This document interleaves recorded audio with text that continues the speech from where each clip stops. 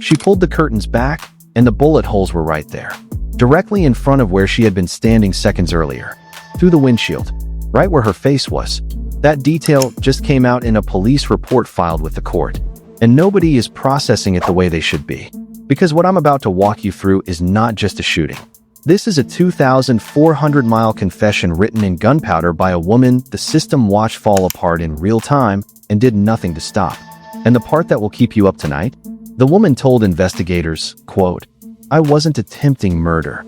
After 20 rounds from an AR-15. After driving coast to coast with a wig and extra magazines." She looked at detectives and asked, "Can I say one sentence? That sentence is going to haunt this case. But I'm getting ahead of myself. Let me take you to a quiet Sunday in Beverly Crest. March 8th, 2026. The sun is pouring gold over a neighborhood where homes don't have price tags. They have portfolios. Beverly Crest sits above Beverly Hills. No sidewalks. No foot traffic. No noise except the occasional leaf blower from a landscaping crew that costs more per month than most people's rent. The streets wind. The driveways hide behind iron gates and century-old trees. Elevation changes make every home its own fortress. You don't accidentally end up here. If you're on Heather Road, you chose to be on Heather Road. And someone chose to be there. A white Tesla crawling through those curves. Neighbors would later remember it. A woman behind the wheel wearing a blonde wig, driving slowly, scanning house numbers like she was reading a menu. Methodical, patient, looking for one address. She found it. A gated property on Heather Road. A $13.8 million mansion. The home of Robin Rihanna Finney. The woman who gave the world umbrella, diamonds, We Found Love, a billion-dollar beauty empire, and 3 children who were inside that house at that very moment.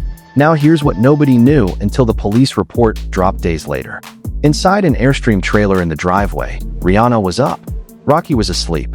Their 3 children, RZA, Riot, and baby Rocky, were in the main house with Rihanna's mother Monica and 2 staff members.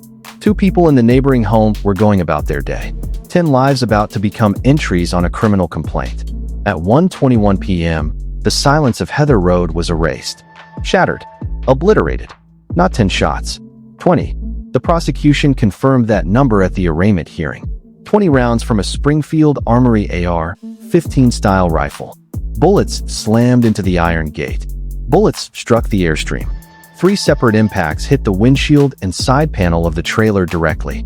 Rounds that missed their mark went wide enough to reach the neighboring property and damage it, putting 2 additional innocent people at risk who had nothing to do with anything. Rihanna told police she heard what she described as approximately 10 loud sounds like something banging on metal. That's how her brain processed it. Not gunshots.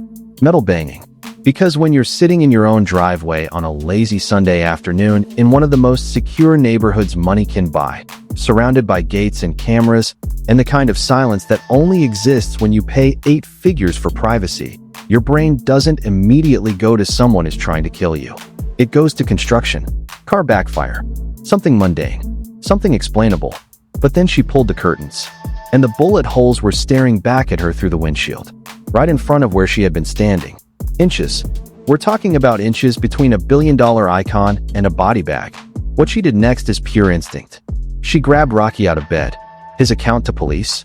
He woke up to Rihanna screaming, "They shooting at us." She pushed them both to the ground. Then they ran, not away from the property, but toward it, into the main house, because their babies were inside. 3 children under 4, behind walls that had just been in the line of fire. None of the rounds penetrated the Airstream. 3 impacts on the windshield and body of the trailer. Not a single one broke through. The aluminum shell held. Engineers who have examined Airstream construction have noted that these trailers are not designed to be ballistic shields.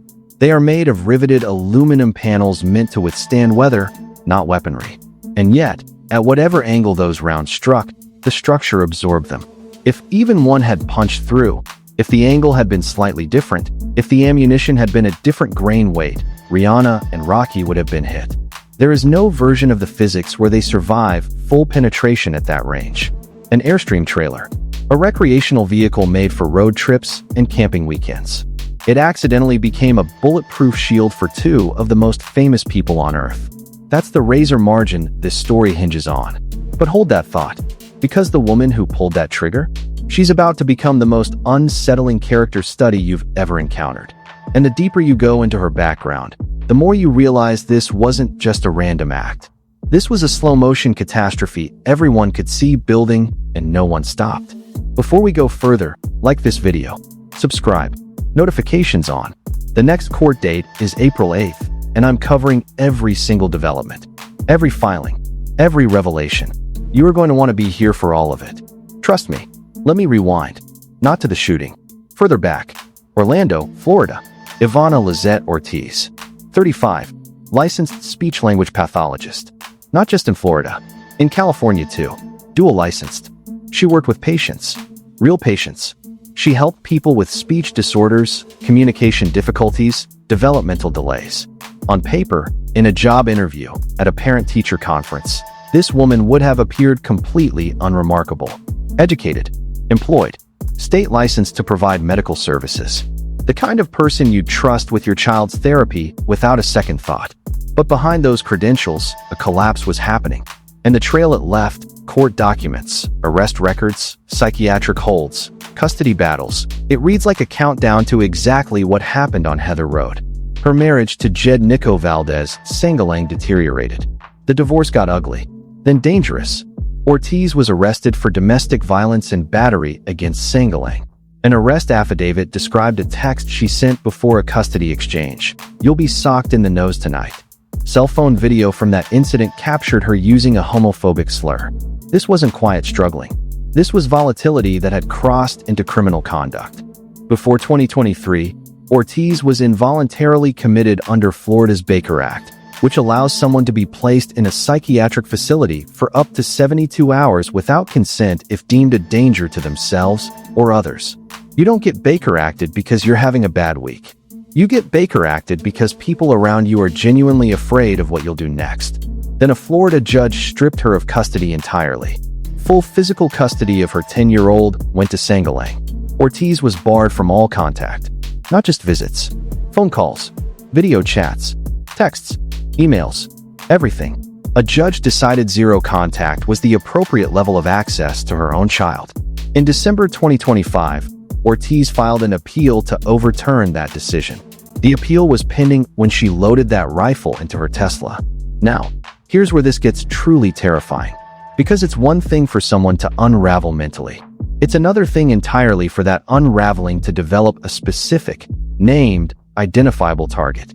And it's another thing beyond that for the person to acquire a weapon, build a plan, and execute a cross-country mission to act on that fixation. This is the escalation ladder that security experts describe as the pathway to targeted violence.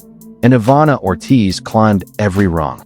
Court documents revealed an email Ortiz sent to her ex-husband on January 26, 2026, 6 weeks before the shooting. "I need you to renounce Rihanna and confess that I'm better than her. Let it be done.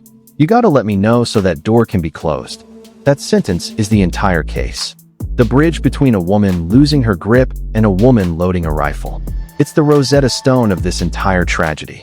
Because at some point, somewhere in the wreckage of her marriage, the agony of losing her child, the isolation of being barred from all contact, and the collapse of whatever psychological scaffolding had been keeping her tethered to reality, Ivana Ortiz decided that Rihanna, a woman she had never met, never spoken to, never exchanged a single word with, was the cause of all of it. Not her own behavior, not the violence, not the psychiatric crisis, not the courts. Rihanna, a stranger on a screen, became the architect of all her pain. Her Facebook activity accelerated into something unhinged. On February 23rd, she tagged Rihanna's Instagram. "Are you there? 'Cause I was waiting for your AIDS 5-head self to say something to me directly instead of sneaking around like you talking to me where I'm not at." January 4th. A video. Ortiz staring into her camera, addressing Rihanna by name. "Listen, Rihanna, when you die, God is taking me to my future. She wants to kill me." She called Rihanna a witch. Called herself a watchman. "Get that stupid girl out of here." And it wasn't just Rihanna. In another video, wearing a blonde wig and American flag shorts, she addressed Cardi B. "You can't mess with me, Cardi B." Multiple celebrities pulled into a delusional narrative where famous women were conspiring against her for reasons that exist nowhere outside her mind. Zero evidence of any contact between Rihanna and Ivana Ortiz. Ever. Not a DM. Not a comment. Not a like. Nothing. Two lives that existed on completely different planes of reality, connected only by the delusional architecture of one woman's fracturing mind. She told detectives she's received death threats on social media before, but most never rose to a serious level. No recent event came to mind that might connect to the shooting. She had sought restraining orders against some stalkers in the past, but this came from nowhere. She didn't know this woman existed, and this woman drove 2,400 miles to kill her. But here's the question nobody is asking loudly enough. How? How did a woman with a Baker Act commitment, a domestic violence arrest, a lost custody battle, and weeks of public delusional threats acquire an AR-15? Court records confirm she legally owned it. The background check system either didn't flag her or couldn't. The Baker Act, the DV arrest, the court findings that she was unfit to even contact her own child, none of it kept a rifle out of her hands. How did she drive 34 hours across 8 states with a weapon in her trunk and never encounter a single checkpoint? She crossed Florida, Alabama, Mississippi, Louisiana, Texas, New Mexico, Arizona, and California with enough firepower for a mass casualty event and arrived undisturbed. And the social media platforms that sell you on their ability to detect threatening content? Ortiz was posting public threats, tagging celebrities, naming names, escalating for weeks. Where was the algorithm? Where was the flag? Every guardrail that was supposed to exist between a mentally deteriorating individual and a mass casualty event failed. Every single one. And the result was 20 rifle rounds fired into a home where 3 children under the age of 4 were present. Hold on, because I'm not done with the aftermath. Not even close. What happened next moves fast, but I need you to see every beat of it. After firing those 20 rounds, Ortiz got back in the white Tesla. She didn't panic. She didn't freeze. She drove over the hill toward the San Fernando Valley, away from the scene, away from the sirens that were already screaming up the hill, away from the LAPD helicopters that were already scrambling overhead. She was trying to disappear into the vastness of Los Angeles, the kind of city where a white Tesla blends in like a raindrop in the ocean. But the helicopter had already locked on. Air support tracked the vehicle through the hills, down into the flatlands, through surface streets, until the Tesla pulled into a parking structure at the Sherman Oaks Galleria, a shopping mall roughly 8 miles from the scene. And here's a detail that borders on absurd. The Tesla was tracked so quickly partly because of how dirty it was. A 2,400-mile trip through 8 states without a car wash made it one of the most identifiable vehicles in LA. Her disguise was a blonde wig. Her getaway car was caked in desert dust. Arrested in the parking garage 30 minutes after the shooting. No incident. Inside, the Springfield Armory rifle. Spent casings. The wig. Additional ammo. A fully loaded 30-round magazine in the trunk. She had prepared for something far worse. In custody, she made her statement. Not a confession. A single sentence she asked permission to deliver. Can I say one sentence? I would like to say that I wasn't attempting murder. But that's all I wanted to say. 20 rounds. An AR-15. A cross-country drive with a disguise and extra magazines. And she says she wasn't attempting murder. The prosecution will play that sentence on a loop. It's simultaneously an admission she fired and a denial of intent a jury will find nearly impossible to believe. Now the courtroom drama. This is where it gets legally fascinating. March 10th. Ortiz in blue jail clothing. Deputy Public Defender Jamarcus Bradford entered a not guilty plea, then withdrew it and requested a continuance. The defense needed time to review the mountain of evidence and begin constructing what everyone in legal circles knows is coming, a mental health defense. March 25th, yellow jumpsuit. New attorney. Derek Dillman entered not guilty pleas to all 14 charges. 1 count attempted murder. 10 counts assault with a semi-automatic firearm. 3 counts shooting at an inhabited dwelling. Every count carries firearm enhancements. Dillman asked to reduce bail to $70,000. $70,000 for a premeditated armed assault on a billionaire's home with children inside. Deputy DA Alexander Bott shut it down. 20 rounds. The wig as premeditation evidence. His words, "This is the kind of conduct that could have easily resulted in multiple homicides." Judge McGonigal denied the reduction. Clear and convincing evidence.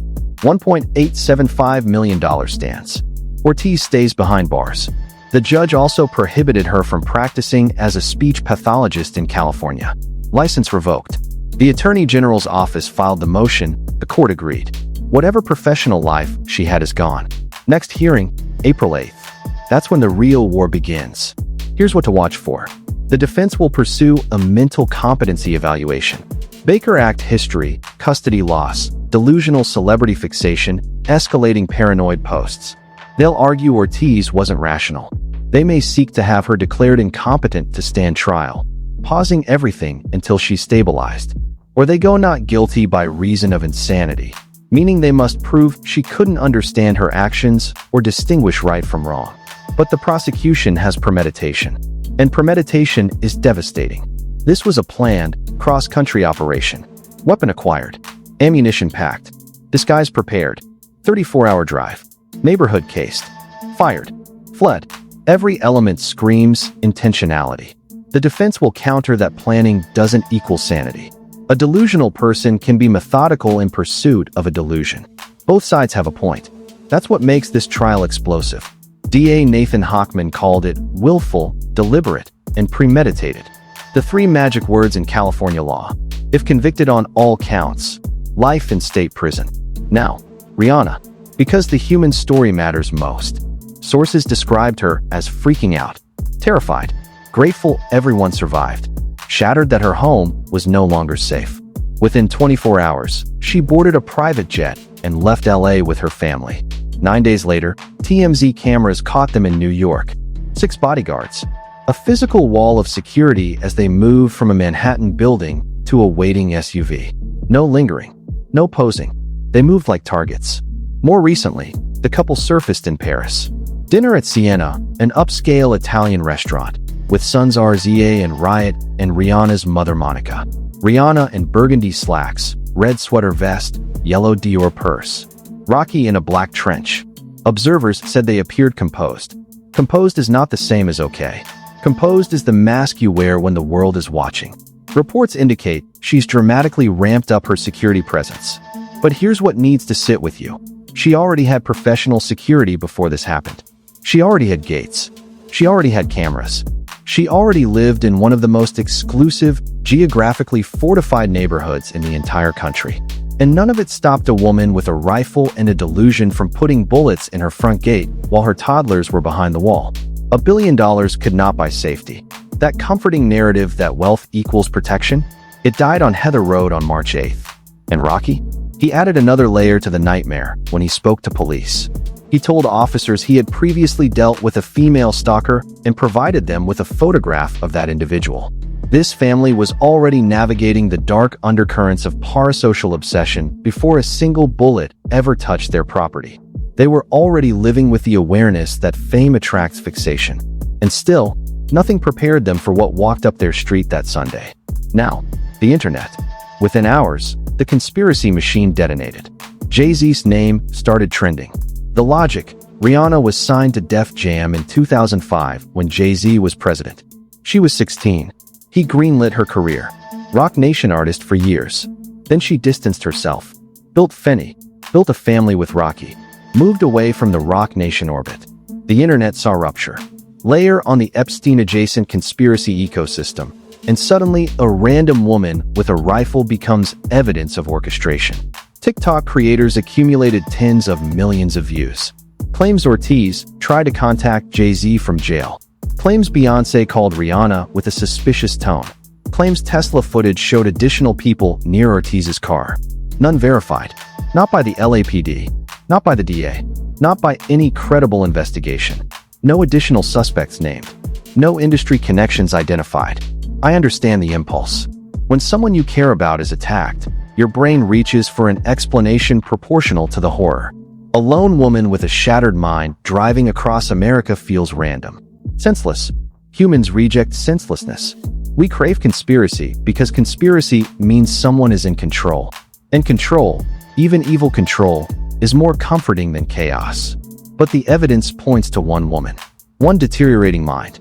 One fixation that metastasized into violence. If that changes, I'll cover it. I won't manufacture a story for clicks. And then there's Don Lemon. Yes, that Don Lemon. The journalist revealed publicly that he had nearly visited a friend who lives in the same Beverly Crest neighborhood on the day of the shooting. He changed his plans at the last minute because of complications caused by the LA Marathon. His friend's home, located near Rihanna's property, sustained damage from stray rounds. Lemon said his year could have gone a lot worse. Another life that was inches from being caught in the crossfire of someone else's delusion. Another reminder that when a disturbed individual shows up with an assault rifle, the blast radius extends far beyond the intended target. So where does this leave us? Ortiz is behind bars. $1.875 million bail, reduction denied. Not guilty plea to 14 felonies. Next court date, April 8th. Life in prison if convicted. License revoked. Her custody appeal was pending when she committed the act that guaranteed she will never see her child again. The LAPD is extracting every byte from that Tesla. GPS, route history, stops, timestamps. If she cased the neighborhood, they'll know. If she stopped anywhere else in LA, they'll know. Sentry mode cameras may reveal her state of mind in those final hours. Phone records analyzed. Social media forensically preserved. If any communication connects her to anyone aware of her plan, that thread gets pulled to its end. Rihanna hasn't made a public statement. She doesn't owe one. She doesn't owe the world an update on her trauma. She owes her children's safety. She owes her family space to grieve what was taken from them. The simple, fundamental ability to feel safe in their own home. She owes herself the space to process what it means to pull back a curtain and find bullet holes where your face was standing seconds before. But I'll say this. She gave this world everything. Music that rewired culture. A beauty empire that told an entire industry it was doing it wrong. A journey from Barbados to global icon that will be studied for generations. The fact she can't sit in her driveway without fear, that her toddlers are shuttled between safe houses, that she needs 6 bodyguards to walk to a car, that is not just her burden. That is systemic failure.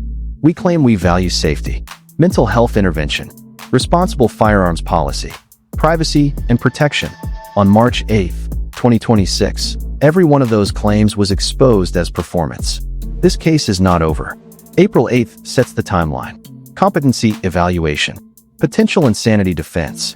A trial that forces a jury to decide if a woman who planned for weeks and drove for days was too far gone to understand what she was doing. I'll be right here for every step. If you made it this far, you understand the full scope. Not the headline version. Not the conspiracy clip. The real thing. Subscribe. Hit the bell. Share this with someone who only knows the surface.